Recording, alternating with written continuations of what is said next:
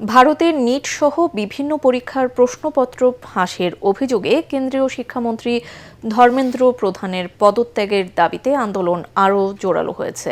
শুক্রবার কলকাতায় শিলাইদহ থেকে ধর্মতলা পর্যন্ত বাম ছাত্র যুব সংগঠন ও ককরোচ জনতা পার্টির নেতৃত্বে বড় বিক্ষোভ মিছিল অনুষ্ঠিত হয়।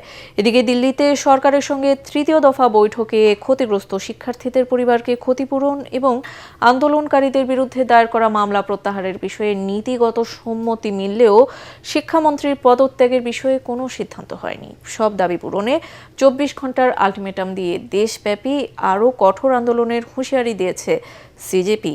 এরই মধ্যে কেন্দ্রীয় রেল ও খাদ্য প্রক্রিয়াকরণ প্রতিমন্ত্রী মন্ত্রিসভা থেকে পদত্যাগ করেছেন।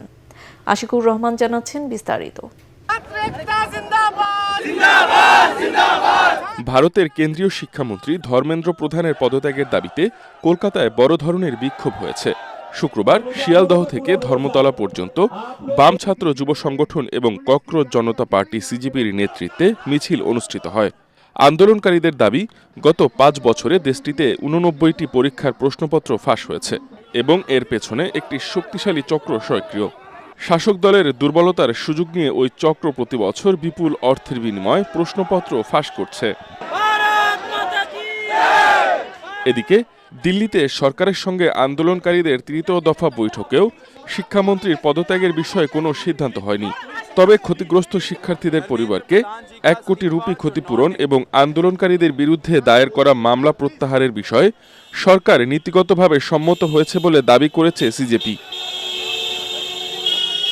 শিক্ষামন্ত্রীর পদত্যাগের বিষয়ে চূড়ান্ত সিদ্ধান্ত জানাতে সরকারকে শনিবার দুপুর 2টা পর্যন্ত 24 ঘন্টার আলটিমেটাম দিয়েছে সংগঠনটি।